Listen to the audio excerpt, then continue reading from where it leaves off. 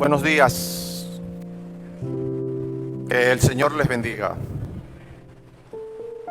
Es Viernes Santo que celebra la cristiandad, que celebramos el momento crucial de la historia para la salvación de aquellos que no encontrábamos salida, que nos encontrábamos perdidos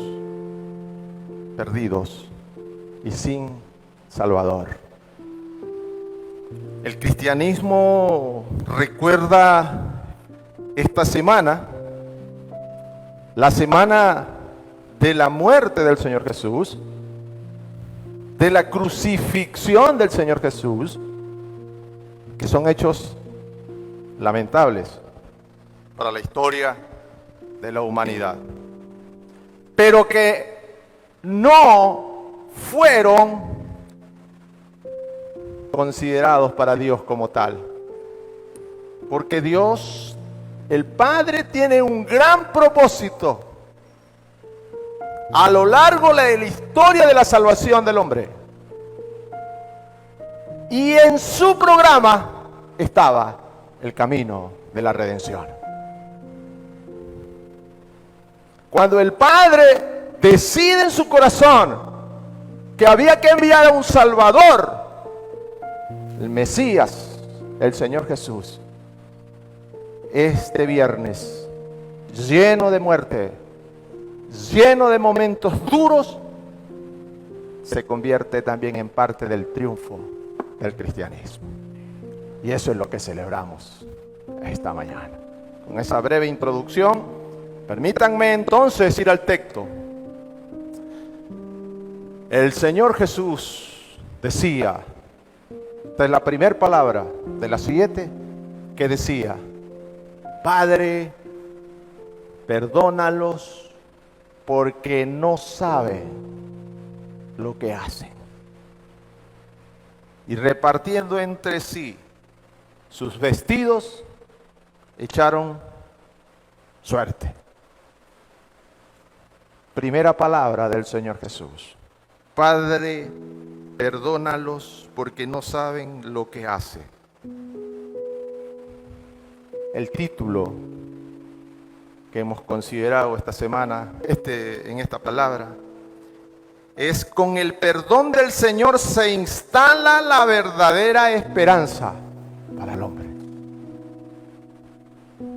Con el perdón del Señor se instala la verdadera esperanza, y el perdón de Dios sigue y continúa vigente hoy en día.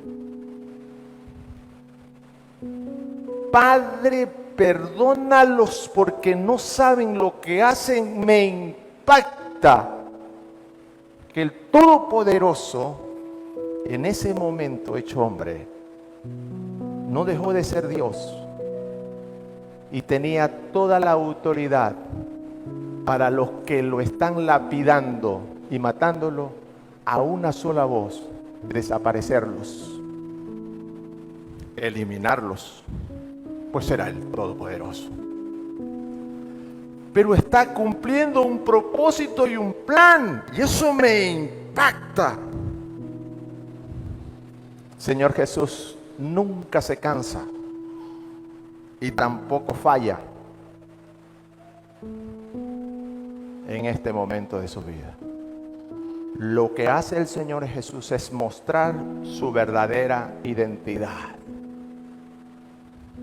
Teniendo todos los elementos para contrarrestar la muerte, Él, que había enseñado, que había proclamado, amad a vuestros enemigos, bendecid a los que os maldicen, haced bien a los que aborrecen, y orad por los que ultrajan y por los que los persiguen.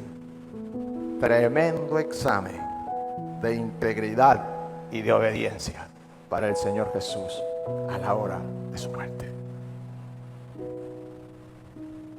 Tenía que cumplirse Otro punto. Tenía que cumplirse lo que se había profetizado años atrás en el libro de Isaías. Ese texto del Isaías 53 que leyó nuestro hermano Carlitos Arboleda es un texto del Mesías visto desde Isaías 53. Y ahí en el versículo 12 dice lo siguiente: habiendo llevado el pecado de muchos, en este momento el Señor Jesús intercedió por sus transgresores. Intercedió por sus transgresores. Estaba establecido. Pero esa era la característica del Señor Jesús. Esa era la característica. Y ahora que estamos ante la prueba final, tiene que dar el examen. Y lo pasa.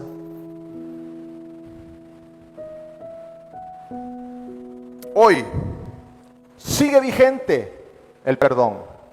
Hoy sigue o no sigue vigente el perdón. Ese es el tema. Las 7 palabras siguen hoy más vigentes que nunca. Y les pregunto, ¿continúa o no continúa vigente el perdón en nuestras vidas? Debe continuar el perdón. Debemos aprender de nuestro Señor. Si Él es nuestro Señor, entonces debemos aprender de Él. Hoy somos llamados a perdonar. Estamos llamados a arrepentirnos de la carga de pecados que a veces, por tener la razón o no, nos peleamos con algunas personas. Estamos distanciados de personas queridas. Estamos distanciados de personas que amamos. Y nuestro dolor lo pasamos como chuchaqui nocturno en una cama. A veces de una habitación de casa, o a veces en la habitación de un hospital. Y la falta de perdón ha llevado a personas a morir. Y no entendimos que el máximo, el todopoderoso, el que tiene el poder, nos dejó esta enseñanza maravillosa.